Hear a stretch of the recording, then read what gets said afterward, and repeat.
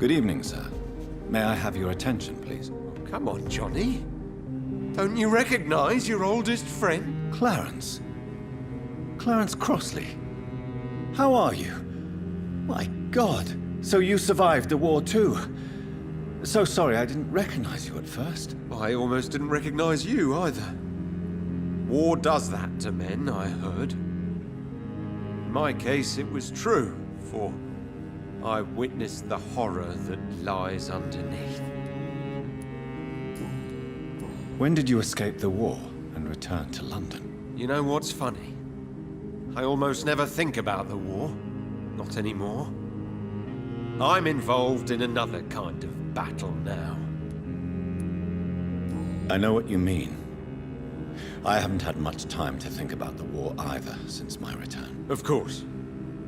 With the epidemic, I bet you've been busy as well. Forgive me, Johnny, I didn't want to sound selfish. What is this new battle? I saw terrible things during the war. Horrors I thought I'd forget. They're here too. They're everywhere. Vampires. How is your wife, Venus? We've spent so much time away from each other, and so many things have happened. But you're alive. You returned in one piece and you have a family. How many soldiers can say the same? Believe me, it's not quite that simple. Unlike you, I'm not the man I used to be. Is everything all right at home? Surely Venus was relieved to see you return from France in one piece. Have you forgot what people are like in this part of town, Johnny? Venus fears for our family reputation. Now her husband has become the village idiot. Good evening, Avery. Mr. Jonathan? I can't believe my own eyes. Oh, it's a miracle. We all thought you were... Oh, sir, your poor sister. What a tragedy. I know, Avery. I know about my sister's murder. Miss Reid expected you to return to assist with the funeral, right up until the last minute. Where have you been, Mr. Jonathan? We needed you here. How is my mother? Not well, I'm afraid, sir. Miss Reid is very fragile since the police brought her back home. The police? What happened? Miss Reid was found walking in the streets. She kept saying she had spoken with her son and daughter. She's resting now. Has she received appropriate medical care? I'm taking care of Miss Reid myself. Hospitals are so overwhelmed by the epidemic that they can only accept patients infected by influenza. Perhaps we could arrange a short trip. Somewhere sunny, like France. She has always been very fond of France. I think leaving London could do her good. I'm afraid Miss Reid is too frail for the moment. Recently, she started going out at night without remembering it. I have to watch her carefully. What is the situation in this part of town? For a time, the West End seemed spared by the epidemic. But the situation is getting much worse. Have you no relatives anywhere? I'll understand if you want to take a few days to see family. Your father managed to guarantee my earnings as long as I take care of this house, sir. My sisters are dead, and I've never met my nephews. I'll stay, sir. I'm sorry I could not be here for Mary's funeral. Your mother was strong, sir, but your support would have been appreciated. Apart from the priest and I, no one else attended your sister's funeral. To be present at the funeral with you both was my dearest wish, Avery. But I am sorry, I simply could not attend. I would not dare to question your absence, Mr. Jonathan.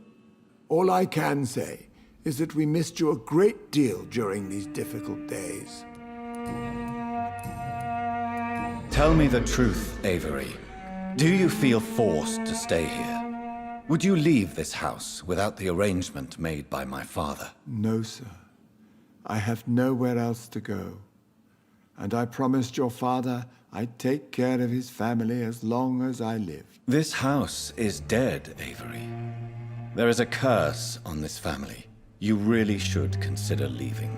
If only you could have been here sooner or more often. Maybe this house would not be that empty. But you're here now, sir, so my task is not over. You have served this family extremely well, Avery.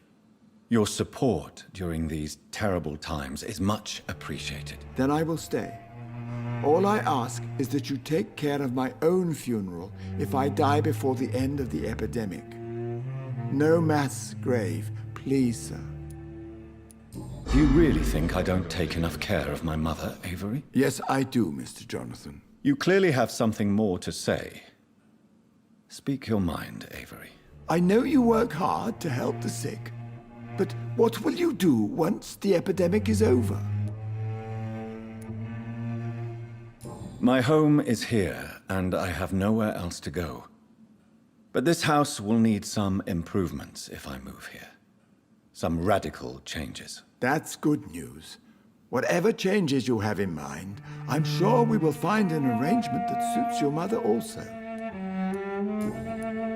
Goodbye, Avery. Please watch over my mother until I return. Of course, Mr. Jonathan, but please return as soon as possible. Mother, good evening. Jonathan! Is it you? Where have you been, my prodigal son? I'm right here, Mother. I'm finally home. Yes, for this son of mine was dead and is alive again. He was lost and now found. But where is your sister? Where is Mary? Mary? She is gone, Mother. I know she's gone. The question is, when will she return as you have? I miss my grandson so much. It's been days since their last visit. Mother, do you know what's been going on in this area? Not really. I don't go out much due to the epidemic, and when I do, I tend to get lost. What do you mean you get lost? I hope you don't go outside alone. Of course not. When I go out, your father always comes with me, but he leaves me there sometimes, and I have trouble finding the way back. Have you returned to Whitechapel Cemetery since Mary's funeral? I never want to go back to that awful place. Wait. I think I went back once. And you were there too. And Mary? No, that can't be true. It was just a bad dream, Mother. A nightmare, yes. Mary was so angry. I walked back home alone. If that kind policeman had not called Avery from the station, I don't know what would have happened. Tell me, Mother, how are you? All alone in this big house with only Avery to take care of you. I'm sad most of the time. Sad that you have left me here alone. Sad that you don't tell me when you come or go. I'm so sorry, Mother. It wasn't supposed to be like this. I was coming home. I was home. London, the Thames, and then it happened. What happened, Johnny? I lost my way. Somewhere between the boat and the house, my life changed completely. You should have told me, Johnny. I would have understood. You always were a secretive little boy. Are you working on a new painting? Not recently. I have trouble focusing on my subject, and my mind quickly drifts. It's the same thing when I try to write poetry. I recently met a talented painter with an excellent technique. I wish you two could meet.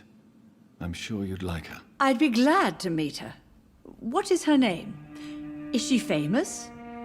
Is she dead too? She's not famous, and her name is of no importance. And yes, she is also dead. The important thing is, I hope you two get along. If she ever fancies meeting your mother, I'd be glad to welcome her into my home. Do you need anything, Mother? Can I help you? I just want you to stay with me, Jonathan. Your room is ready. I asked Avery to make your bed. I'll stay as long as I can, I promise. Do you need anything else? Just one thing. Stop staring at me like that. As much as I love you, it breaks my heart to look at those empty and dead eyes. Do you think Avery is right? Do you think I should take better care of you? I don't blame you, but you abandoned me, son. A mother should not survive her children. It's unbearable to know you're not here anymore. I know I have failed you since I returned. I even watched you bury Mary from a distance. From now on, I will protect you. You have my word. You don't have to apologize to me, Johnny. Do you think I did not notice how much you have changed? Have I changed that much, Mother? Am I still your son? You are still, and you'll always be. Despite your pale skin, your bloody eyes, and that echoing sadness in your voice. Why do you say Mary is visiting you, Mother? You know that's impossible. Why should it be? Are you not standing in front of me right now? Why should it be any different with your sister? But Mary really is dead, Mother. Yes. And are you not dead too? Isn't your father dead? And my grandson, and my son-in-law, you're all gone. But you all still visit me from time to time. But I'm not dead, Mother. I'm really here, talking to you, trying not to cry. Oh, it breaks my heart to have to tell you this. But of course you're dead, my darling boy. Just look at you, as pale as my Mary. Do you need my medical attention, Mother? I'm all right, son. Don't worry about me. Goodbye, Mother. Try to rest now. Goodbye, son. Please come back soon. Good evening, sir. Please forgive me for disturbing you. I'm a doctor. I never judge a man by his title, but by his attitude. And you are not disturbing me at all. I am Calhoun Russell, and I welcome you. Well, I must admit it's good to receive a warm welcome for once. I'm Jonathan Reid. Welcome, Dr. Reid. Welcome to my humble shop. How is the situation in this part of town? Life is good and peaceful. We're lucky to live in such an era of progress and wonders. Are you not concerned about the epidemic? Oh, I'm sure the authorities would take the appropriate measure if the danger were that high. I'm afraid the newspapers are seriously underestimating the situation. Things are critical, believe me. Well, that's news then. But I can't believe that things are that bad. Are you sure you're not exaggerating a bit? For the thrill of it? What can you tell me about this place? I recently found the best steak and kidney pie in the city. I'd be glad to share the address if you want. Finding a good restaurant? Is that really all that interests you? Oh, I have many passions, but nothing brings me ecstasy like subtle and exquisite flavors from my teeth to my belly. I must confess, I have quite specific tastes when it comes to nutrition. Really? Well, I'm always happy to try new exotic meals. If you ever find an intriguing table, please share the address. Is it not a little too late to be trading? On the contrary, it is the perfect hour. Believe me, my friend, it is always at night that you meet the most fascinating characters. But what about the epidemic?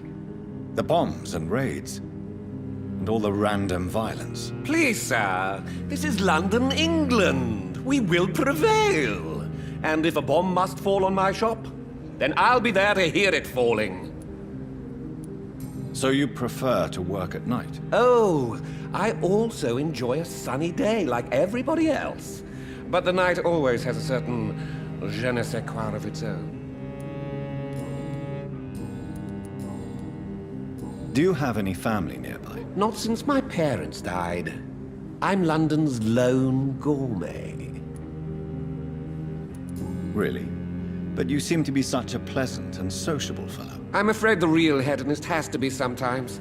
I discovered ecstasy as a solitary pleasure, but it does not mean it can't ever be shared. London's lone gourmet? a strange title. I used that name in my early years when I was a food critic, and I kept it. Calhoun, tell me about your relationship with Doris Fletcher. Oh, Doris. Cold fire and burning ice trapped in a perfect body. Our passion was as intense as it was brief. What an actress. How did you meet her? On a boat to France before the war. She was thinking about a career in Paris, and I was eager to try French gastronomy. We both returned disappointed. I expect you've seen her on stage, too. She really is the best actress of her generation. Such frailty and such strength at the same time. I hope she'll play again soon. She's been away for too long. You sound surprisingly sad. Have you regrets? I think of her as a divine dish. I'm glad I was able to taste it, but I regret I could only get a bite of her mystery. You really loved her then? She fascinated me, Dr. Reid. I can't imagine what she must have endured through her life to reach such a level of emotion and sensibility. We meet again, Mr. Kamura, in a more peaceful situation. Dr. Reid, still visiting London by night? We must both be nocturnal animals, you and I. After your captivity, I thought you'd be more cautious. Breathing the cold night air helps calm my mind, sir. I've had the most frightening nightmares since I escaped that filthy jail. How is the situation in the West End? I've heard rumors about armed men patrolling and fighting infected citizens in these very streets. I was lucky they didn't shoot me when I was abducted. May I ask you what you do for a living, Mr. Kamura? I was a landlord.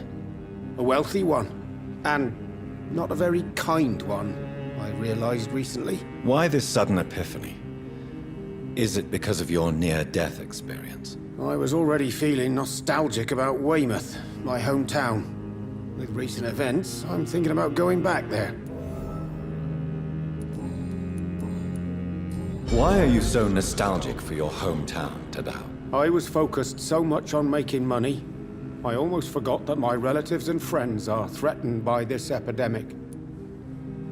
Have you heard anything from your family? I was not only a bad landlord, I was also a bad husband. I've not seen my wife and son for years. Busy, busy, busy. At least now you're ready to go back and see them. But don't be surprised if your son bears a grudge, sir. You make it sound like you suffered from an absent father yourself, Dr. Reid. Well, I'll keep your warning in mind.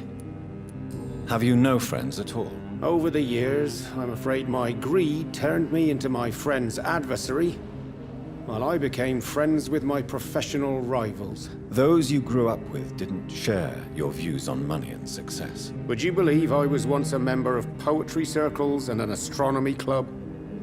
We were young, such joyful dreamers then. But I stopped laughing long ago. What can you tell me about your abduction? If you really want to know, I was locked in that building for 3 or 4 days.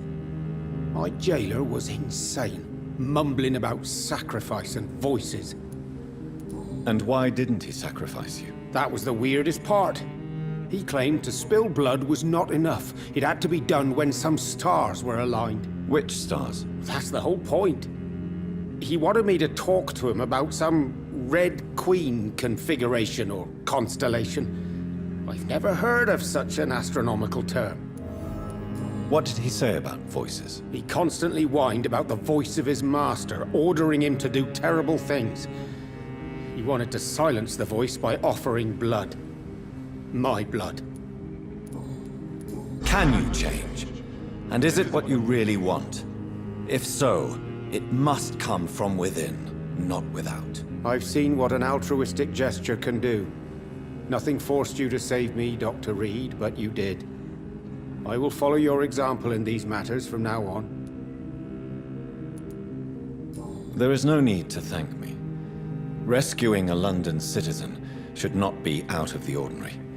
though I'm afraid it may appear so in these difficult times. You did not only rescue me, you fought for me. You put your life in danger to save me. That's quite extraordinary. How will you cope if you're attacked again? I don't know. I've heard about these men and women who patrol the West End every night, chasing criminals like my abductor. Maybe I should join them. Tell me, Tadao, why was your abductor so interested in your passion for astronomy? I don't know. We met a few times at the Royal Greenwich Observatory. He seemed to share my hobby. Then he invited me to his house and locked me in. Yes, astronomy is a fascinating subject. When I was a child, my mother bought a small telescope for my sister and I. We spent many a pleasant evening stargazing. Stars are not just dots in the sky, Doctor. They are the key to our understanding of the cosmos. They remind us how insignificant we are. You're right.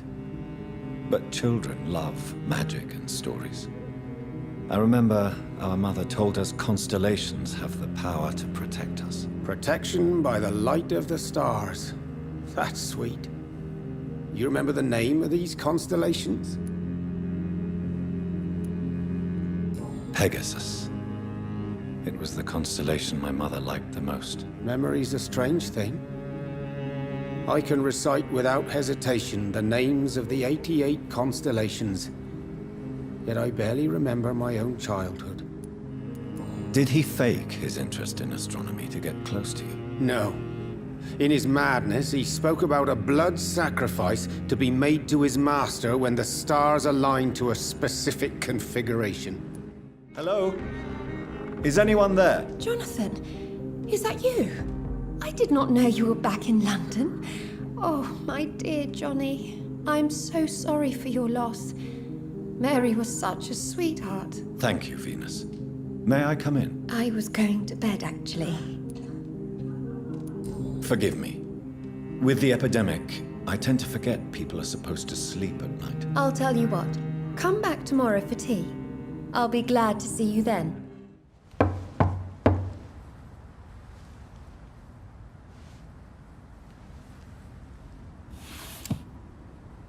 Do you know where you are standing right now? In front of the Ascalon Club, I presume. The Ascalon Club only summons or ostracizes. What is your business tonight? I received an invitation. I'm Dr. Jonathan Reid.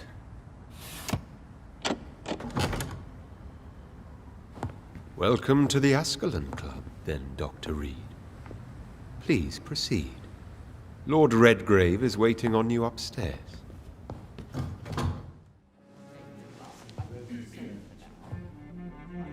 Good evening. We repel the intruders for now.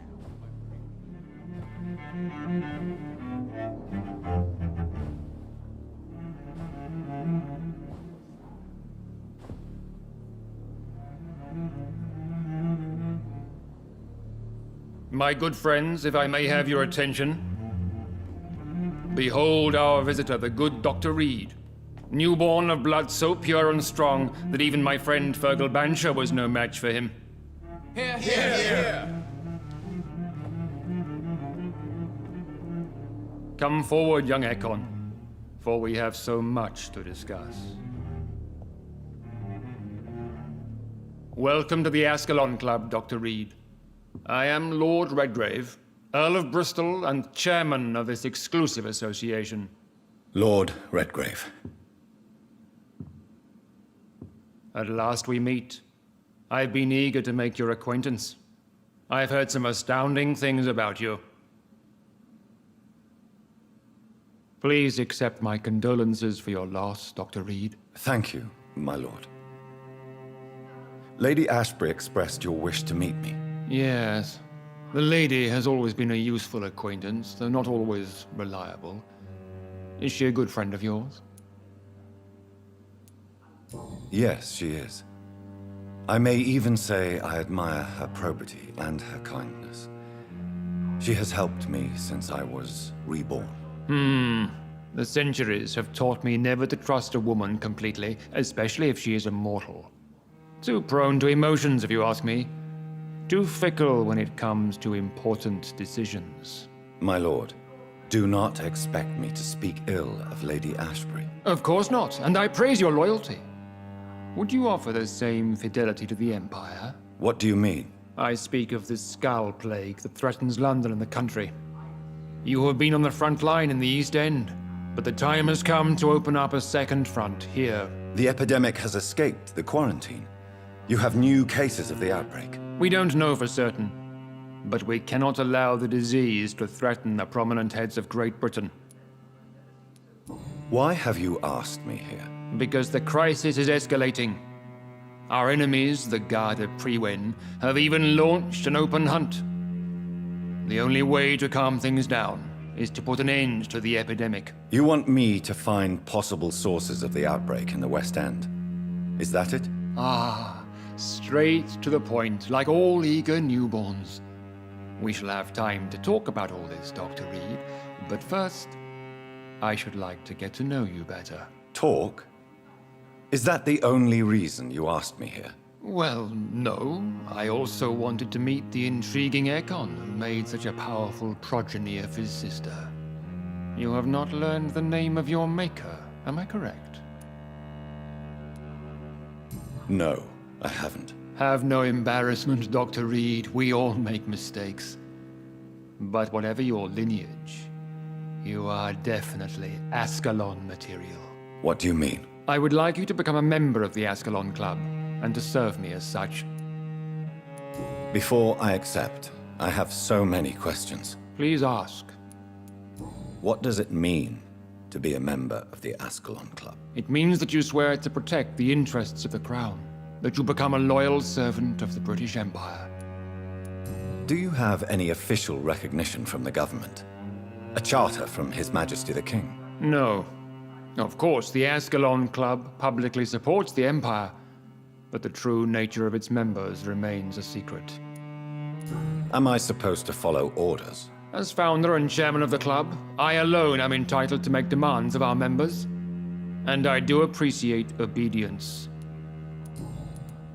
What is the Ascalon Club's express purpose? We follow the credo of William Marshall, the greatest knight who ever lived. As was he, we are sworn to protect the British Empire. What does Ascalon mean? Ascalon was the lance wielded by St. George, glorious patron saint of England when he slew the dragon. And like that lance, we pierce the hearts of all our nation's enemies.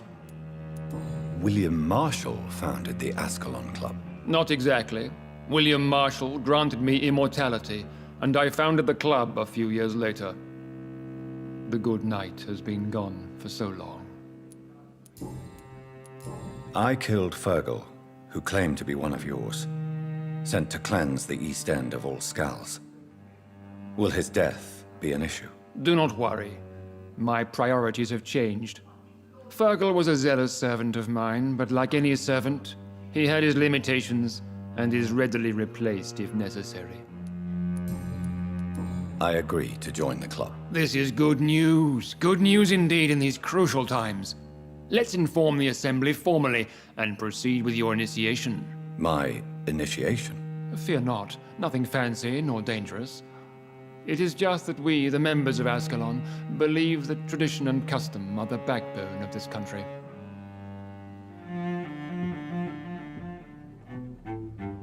My fellow members, dear friends, please gather and welcome this Ekon as one of our own. Is he worthy? Is his blood pure? Well, speak, Dr. Reid, in front of the most sacred blood. The blood of our beloved William Marshall, speak now. Will you serve and protect the crown as he did? Yes, I will. Then, young Ekon, it is time to testify with your blood. It is time to sign the Book of Allegiance. I know it's awfully gothic and a tad pedantic, but England's traditions are the backbone of our nation.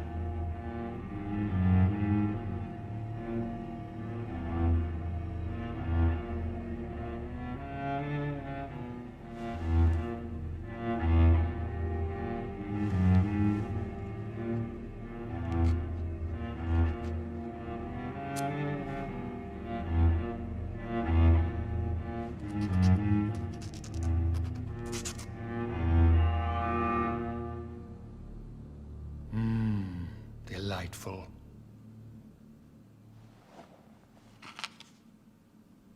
Welcome to the Ascalon Club, Dr. Reid. Take your place among the bearers of the lance. One of us! One of us! Good evening, Dr. Reid. How does it feel to be this evening's centerpiece? Figuratively. It's quite unsettling. As a doctor, I am more used to being the observer than the subject observed. Do not be alarmed. The Ascalon Club has a tried and tested policy for choosing its initiates. May I ask who you are, sir? Why would you be interested? Well, as you seem to be the only man in the room with a beating heart, you draw quite a bit of attention yourself. Ah, vampire senses never cease to fascinate me. They dwarf those of mere mortals. I am Aloysius Dawson, by the way. Are you a member of the club? Yes, I am. And I have been for many years. And will be until the day I die. What can you tell me about it? It's not really my place to give you such information. I am merely a mortal member, and a dying one at that. Are you sick? Personally, I consider my advancing years are a sickness in itself. My body is slowly abandoning me, Dr. Reid. Are you not afraid? You are surrounded by vampires. Sir, it's for that very reason that I joined the club in the first place. Is not the nature of this club a secret, shared by only a privileged few? My dear Dr. Reid, I have spent years and a fortune precisely to gather that kind of information. So you asked for membership? I have been a member of many clubs in many countries. But I must admit, this one is my favorite. What can you tell me about Lord Redgrave? I would not dare speak of our chairman without his consent. Mr. Dawson? Of Dawson and Dawson? The wealthiest man in England. It is a pleasure to meet such a prominent figure of London. A withering London figurehead, to be precise. Are you sick, Mr. Dawson? I am a doctor, you know. My case is beyond the scope of traditional medicine.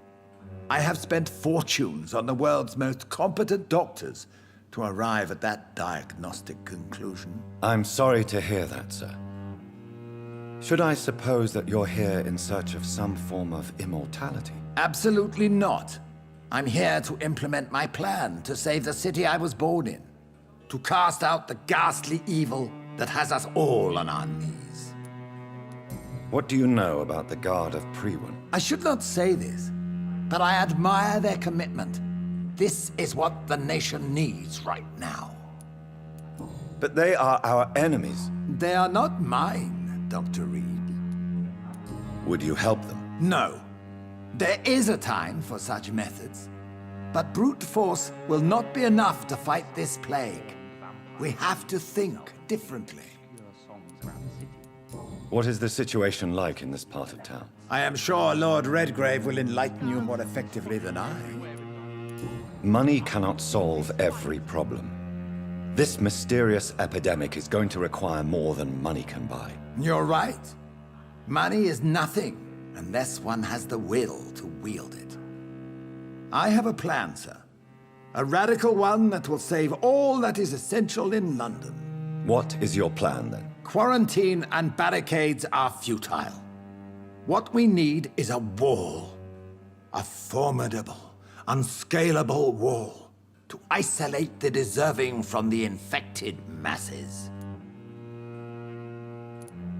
But that would segregate the rich from the poor, would it not? It would be unjust. Our only course of action must be to save England. And to save England, we have to make sacrifices. Are you not mistaking sacrifice for summary execution? Why do you care? Are you not a vampire? Removed from all mortal concerns? Decisiveness is what the city needs, and it needs it now. That went well, did it not? It is always useful to bolster the troops' morale. especially before a difficult battle. You have the makings of a general, my lord. I was, though very long ago. Well, not quite a general, but a proud defender of the crown. So why did you really want to meet me? Straight to the point again, young Ekon.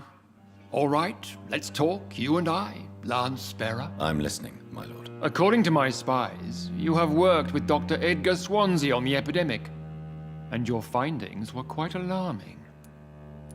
Do you know Edgar Swansea? Not personally, but I've been told he has some sort of immortal fetish and is a good friend of yours. Does it bother you that I consider him my good friend? As long as you reveal nothing of the club's inner workings, why should I forbid you engaging in conversation with the good Dr. Swansea?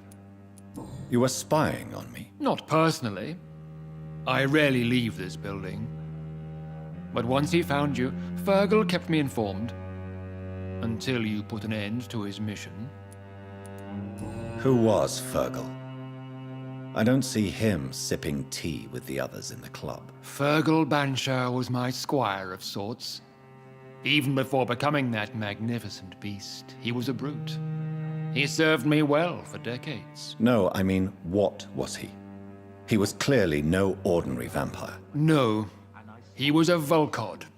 All muscles and instinct. Quite the rare breed. Ferociously territorial. Mortals often mistake them for werewolves.